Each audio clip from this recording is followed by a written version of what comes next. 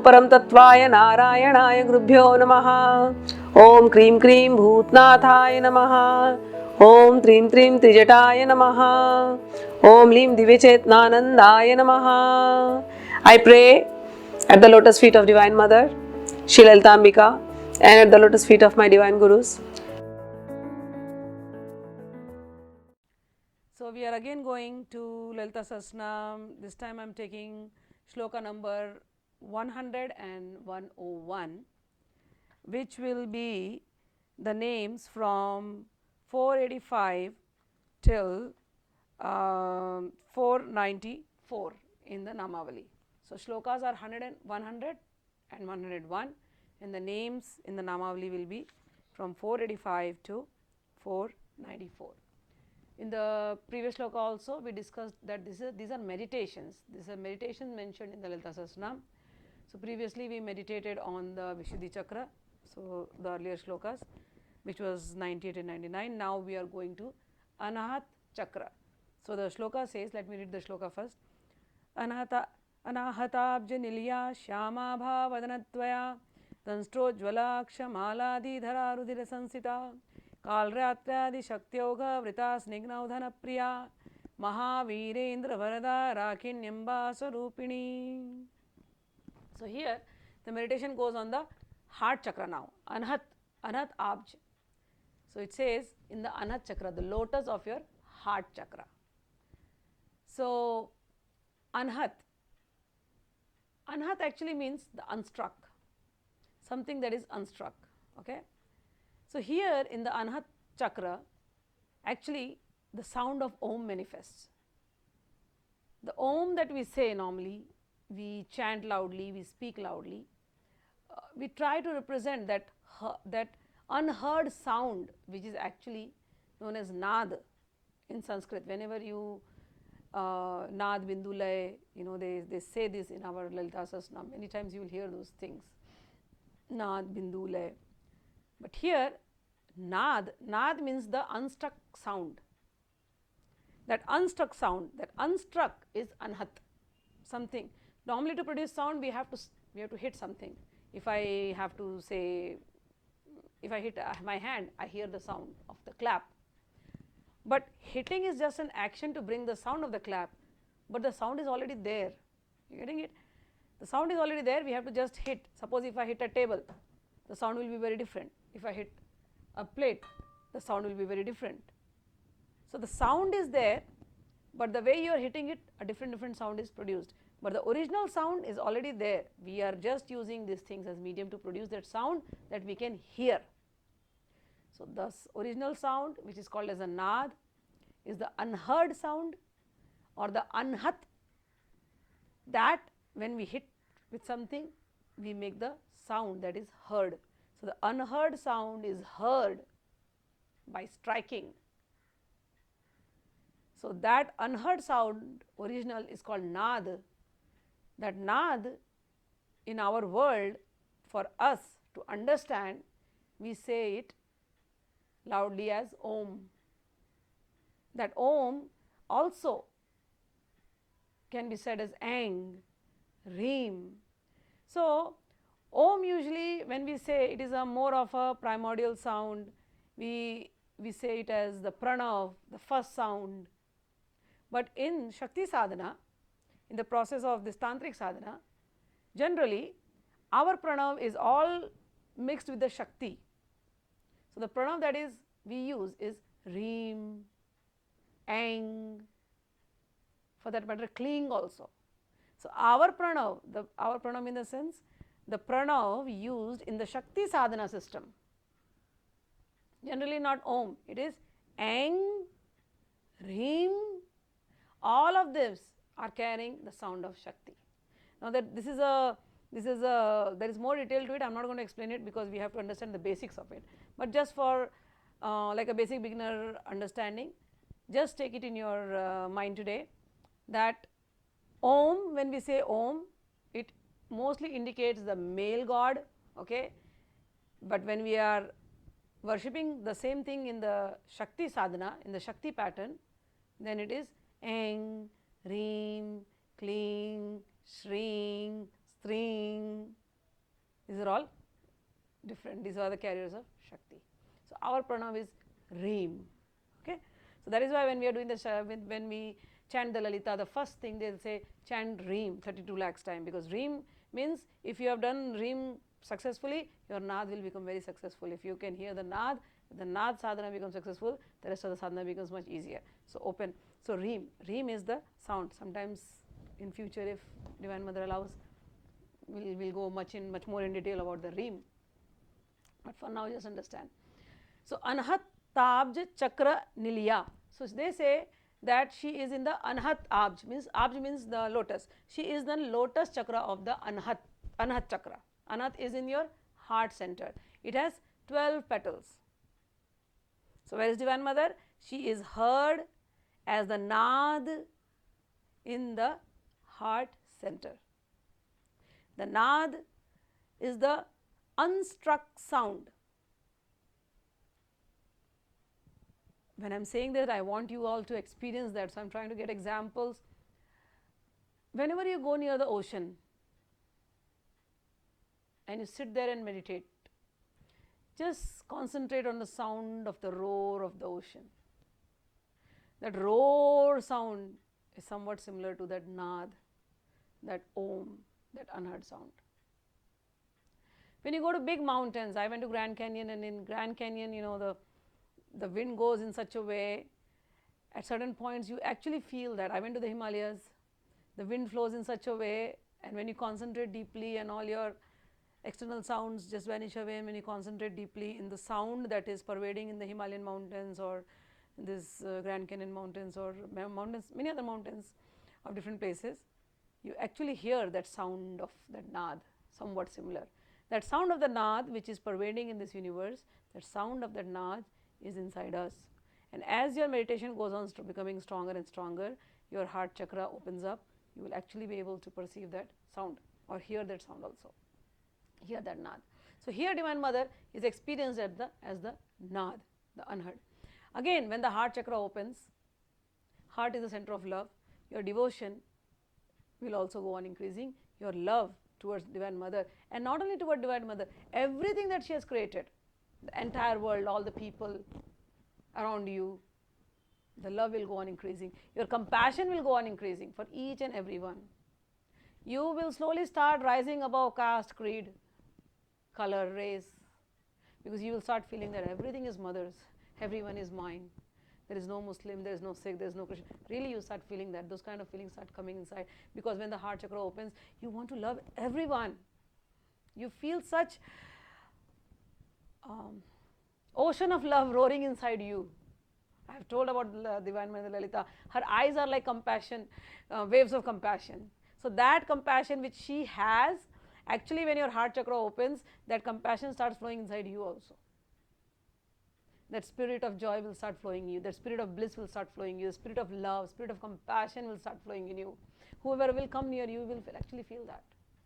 So meditation of heart chakra does all that things. So here they are saying Divine Mother lives in the heart chakra. The heart chakra has 12 petals. Now let's go deeper into the meditation. What else the Lalita Sahasranam says? It says Shyamabha Vadanadvaya. Says Shyamabha. So her hue now, her complexion here is Shyam color, the cloud color, bluish color. Wow. Alright. So what is the Shyam here now? See, even when you were small, if you wanted to experience God, everybody knows that there is some super being existing. Nobody knows the name of that super being, but we all feel it. Even as a small kid, even the animals are feeling it.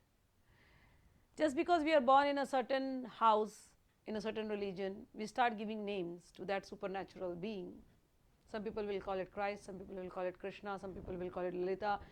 Different names we are giving to indicate that unknown being who is always with us, that unknown supreme being who is always with us. Now when you see our Hindu scriptures, most of our gods are given this color, blue color. Krishna is blue color, even Rama for that matter is blue, Shiva is blue, right? And now here Lalita is sitting in our heart center. What abha? Blue, Shyam abha, blue. That Shyam also means dark, black. Shyam also means grey, the color of rain laden clouds. So why that Shyam is being, what is the importance of that Shyama color, the dark color?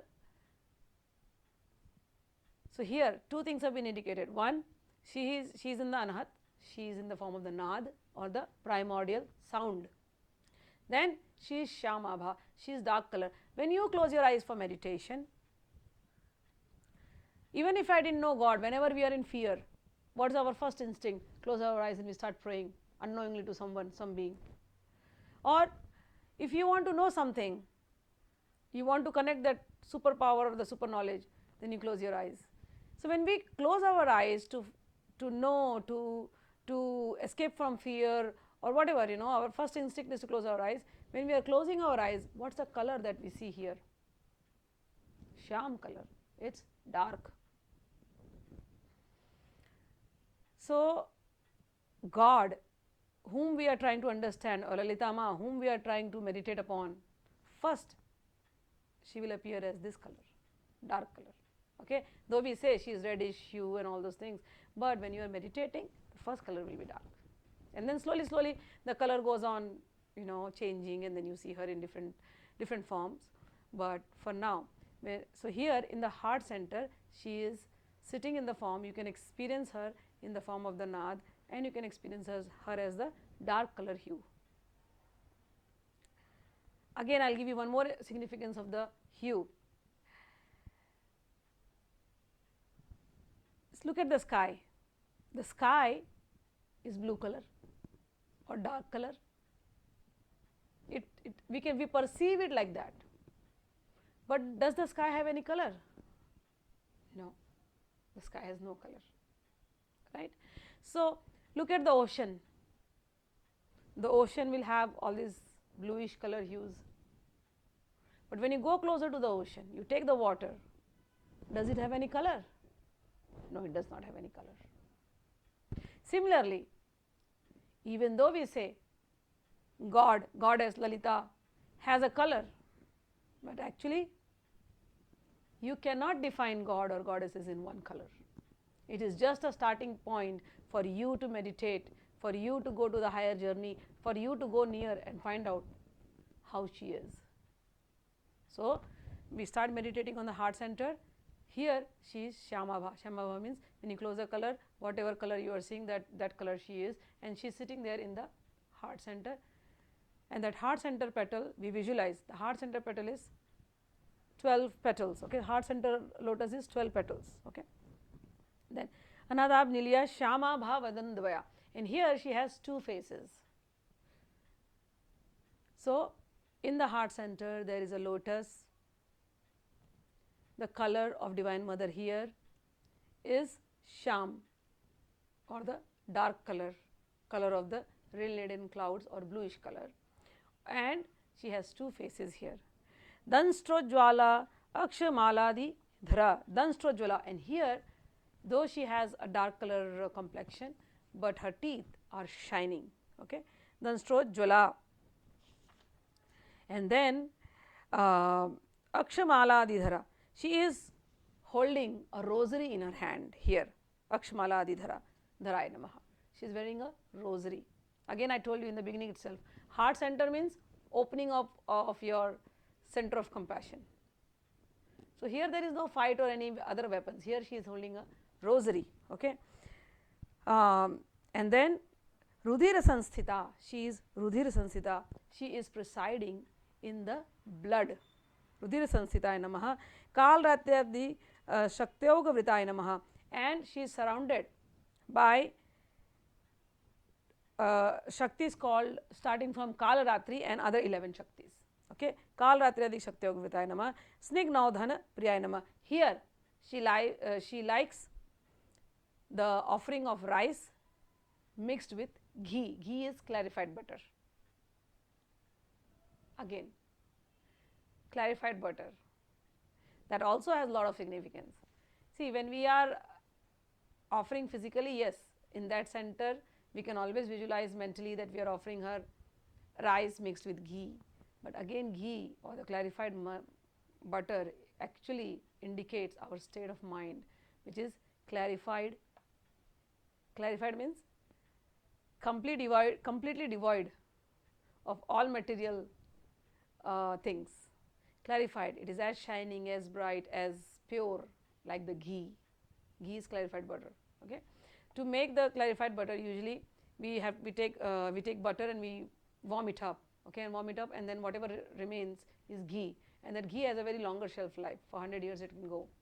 So that mind which has been purified by constant sadhana, by the heat of tapasya, that butter which has been constantly purified by the heat of tapasya, that clarified mind which resembles a ghee, that is offered to Divine Mother. So she likes the offering of the rice and the ghee.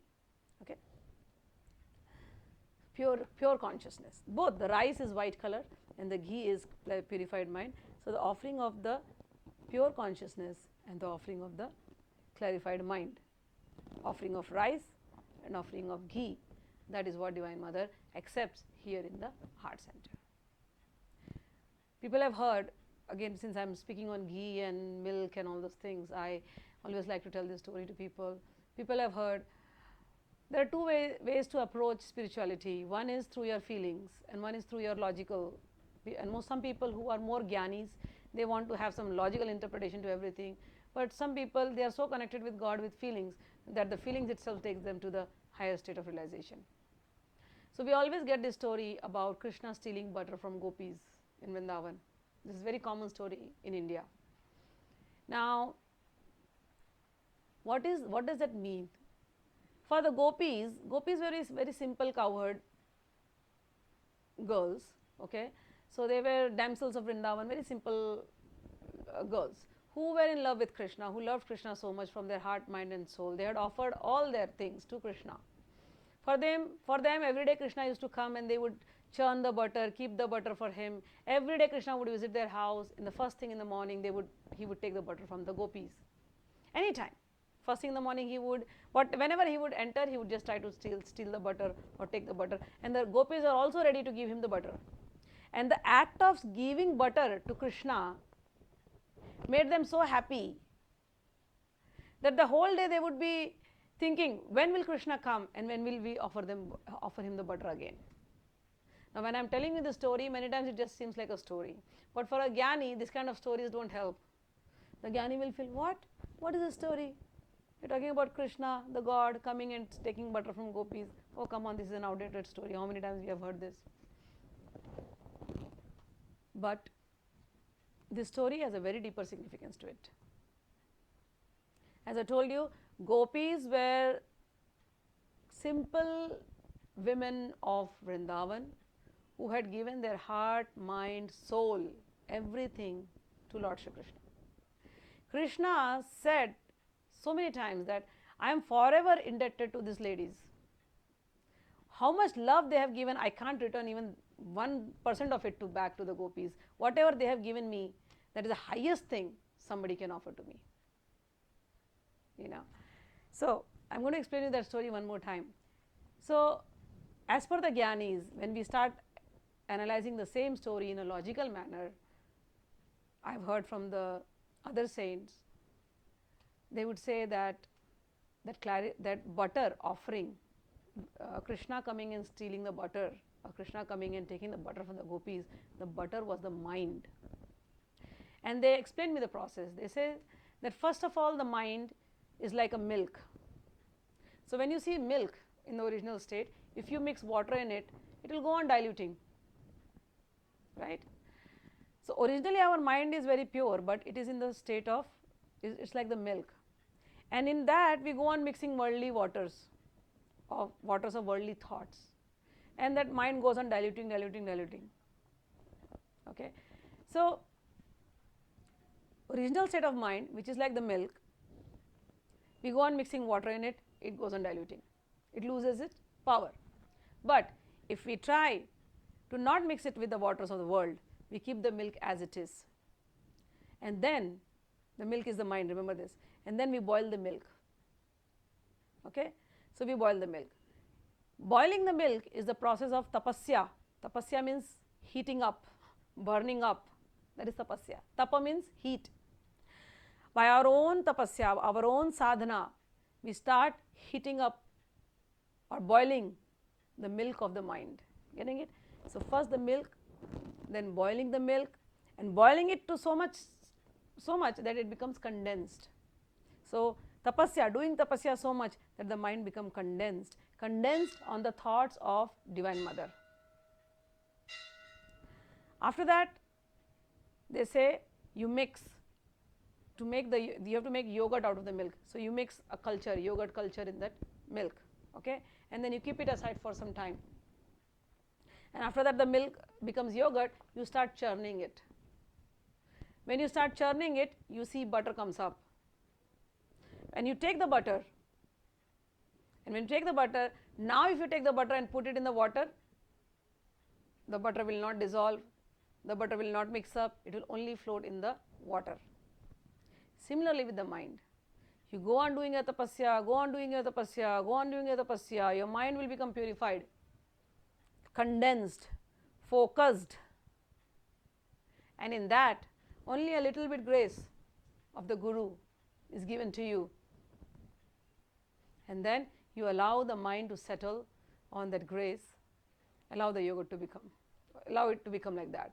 And after that you go on still churning. The Guru's grace is there, the Mother's grace is there, your own sadhana is there, you still go on churning. One point your mind will become like the butter, so pure that even if you put it in the worldly waters, the mind will not drown, the mind will not mix, because now the mind has become butter. Butter will not mix up with water. So, your own tapasya, your sadhana, Guru's grace, Guru Kripa, and Divine Mother's Kripa. All these things helps you to make this mind, which was originally like the milk, now it has become butter. It will not mix up with the world. And God and Gurus and Divine Mother accepts this kind of mind. So, that act of Krishna coming and taking the butter from the gopis is Krishna coming and stealing the purified mind of the gopis, which will not mix up in the world anymore. So, do your sadhana, take Guru's Kripa, take Goddess Kripa, and reach to the state of that purified, clarified, ghee-like mind, which will not mix up with anything. Alright. So, now let us go back to the next one. So, Snignodhan Priya, and then she is Mahavirendra Vardhanama. Mahavirendra means all those who are very heroic. To them she blesses. So, here again, who are the heroic people? Those sadhaks, those aspirants, those people who are doing their sadhana in such a heroic manner. They are fighting with the world. They are doing everything to purify themselves. To such people, Mahavirendra, they are referred to as Mahavirendra, not little bit, not, they are heroic, they are heroes. They are fighting the war against Maya, they are fighting the war against illusion, they are fighting the war against this world, just to purify themselves, to rise above. So, those are Mahavirendra. To such Mahavirendra people, she grants all kind of boons. So, Mahavirendra Vardhanamaha, and this mother who lives in our heart, she is known as Rakini. So, we bow to this Rakini. She is Rakini Amba Swarupinne Namaha. We bow to Rakini Amba Namaha. So, once again I will just revise the whole thing. You meditate. Again I have told you the process of meditation is, first of all, calm your mind. In the previous videos I have told you, chant the Lalita Sahasranam, and after that you sit. If you cannot chant the Lalita Sahasranam, focus on your inhalation, exhalation. See the breath coming here. Once the mind is focused, take all your focus now to your heart center. In the heart center, there is a lotus, and that lotus is of 12 petals. In that, there is Divine Mother, who is sitting there with a bluish complexion, and she is surrounded by her own Shaktis, okay, with 12 Shaktis, she is surrounded by that, and she presides in our body in the form of blood, and she likes the offering of rice and ghee. So, when you meditate like this, meditate for 5-10 minutes. When you get up, You again, I have taught you the same process. Rub yourself, feel yourself everywhere, and then when you are feeling this time, you must feel her as the blood flowing in your body. So the blood flowing in your body is Rakini Amba. Om Shri Rakini Ambaye Namaha Jai Ma. So with this the meditation ends. We will go for further meditation in the next video. Jai Ma.